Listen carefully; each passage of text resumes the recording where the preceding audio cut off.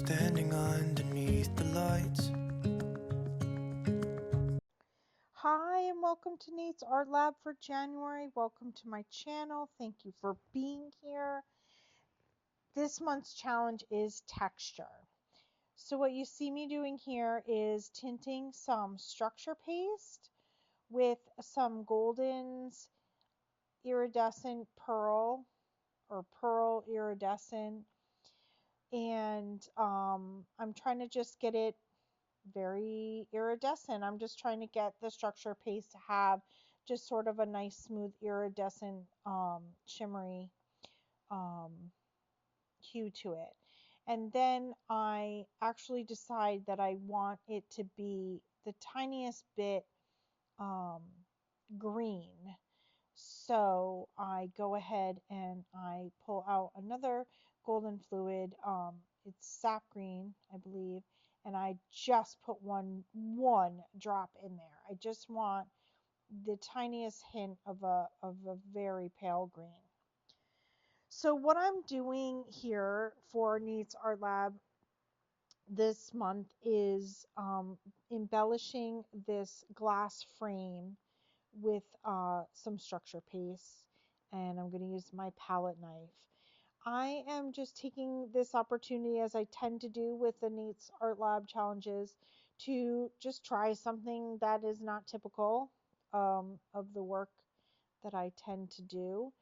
And so I was a little bit inspired by a video I had watched um, a while ago from Amber Goodwin. She did this type of structure paste petals on a mirror, which I just loved. And I actually was going to do that, something similar to that, but I was never able to find a mirror that I wanted to do it on. So I ended up with finding this glass picture frame, and I thought, that's a good place to start because it's a learning curve. This is definitely outside my experience. um, the experience that I have with this is very limited to when I want to embellish a piece of fluid art that I like, but it needs a little more. I'll use gel gloss or glass bead gel and a stencil, and I've embellished paintings that way. I wanted to just try something a little different for this texture challenge. So the picture frame was kind of a good option because, like I said, is a good practice piece for basically just figuring out how this is done. And as you can see, I am definitely sharing the process is when the petal didn't really go down onto the piece of glass the way that I liked. I am scraping it up and wiping it off and starting again. That is definitely one of the things that I learned through this process, was that in order to get um, the petal or whatever it is you're trying to put down on your surface, to take the shape that you want it to take on your surface, it's actually all starts with the way you load up the back of the palette knife. So it's very similar to fluid art swiping. You want to properly load the back of that palette knife to get the proper effect. Well, with this, if you want your little glop, for lack of a better term, of structure paste to create the shape that you're attempting to create, it needs to be sitting on the back of your palette knife in the right amount and shape, and it's actually pretty um, important how much you have on the back of your knife, what shape it's sitting in, that it's not already kind of in a wonky shape. If you want a nice round petal, it should probably start off in a nice round blob on the back of your palette knife. And So this was a lot of learning for me in terms of if I ever want to do this again and have it be a little bit um, higher quality than what I'm getting this time. It's these are all things I'm learning right now doing this project. So um, I will want to tackle um, a mirror because I really did think that that was a very pretty piece that Amber had done. So if I come across a mirror in my travels, at least I will have practiced this at least once. And I'm going to also practice on some canvases, now that I have the structure paste, it's a giant tub, so I'll want to use it again. I'm going to want to play around a little bit also with tinting it with pigments.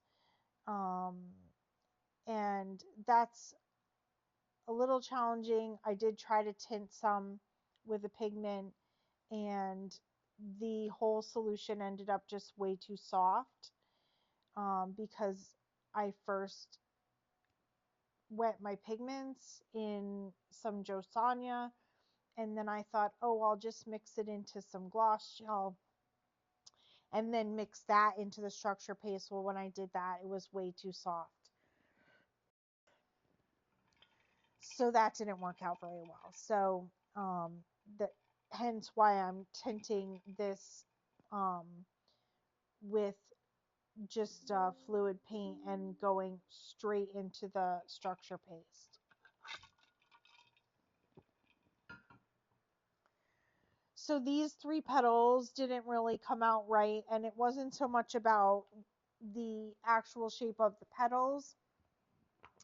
It was more about where I placed them, and I didn't really like how they were sitting there. So that is the beauty of this, that I can just scrape them back off um, and just put them on again. And so that's what I'm doing here.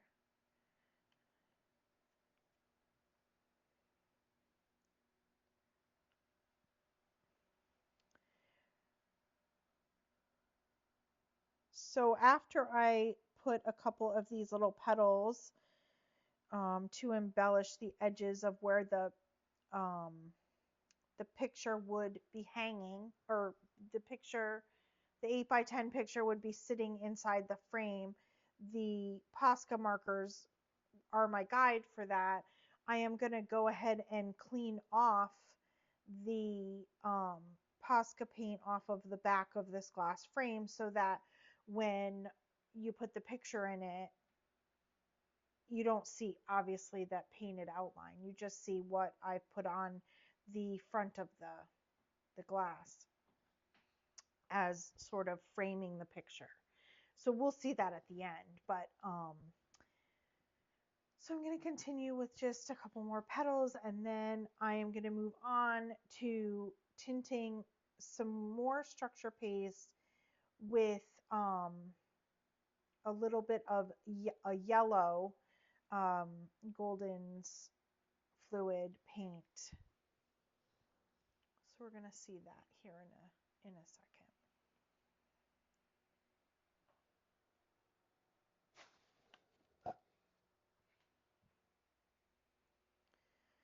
And just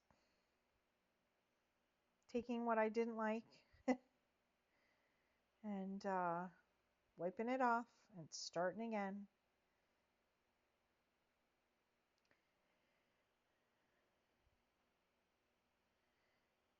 I am trying to be careful to get as much of the structure piece off of the glass, you know, as I go, as I can. But when all of this is dry, I should be able to, or I know I can, because I did have a moment where I had to scrape some of it off earlier.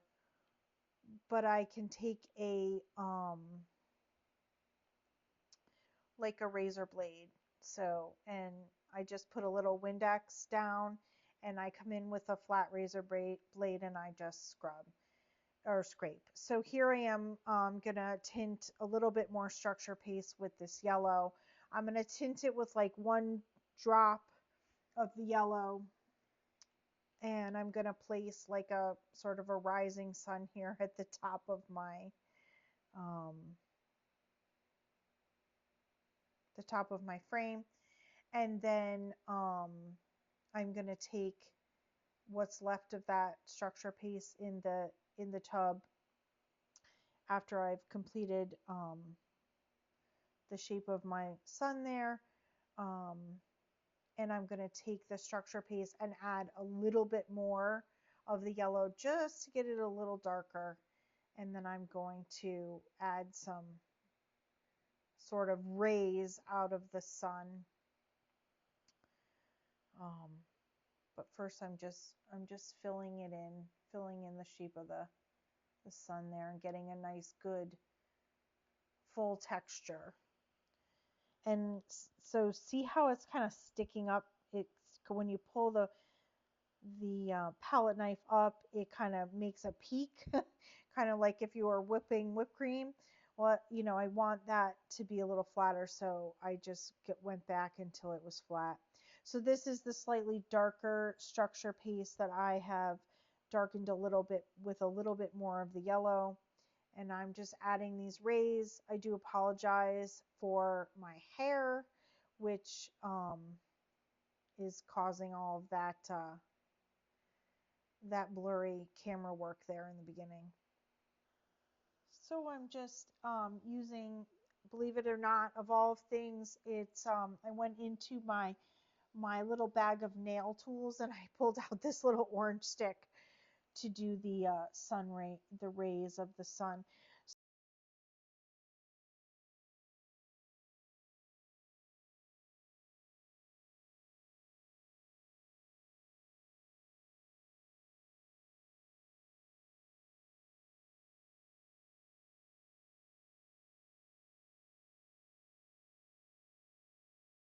So I'm now noticing that I'd like to have that line be a little more even, but the structure paste is already starting to dry a tiny bit. So rather than trying to fuss with it there, I'm actually going to wait for it to fully dry, and I can take that same razor blade that I used to scrape it, um, and I can just push down gently and create a straight line and then scrape off whatever else it wants.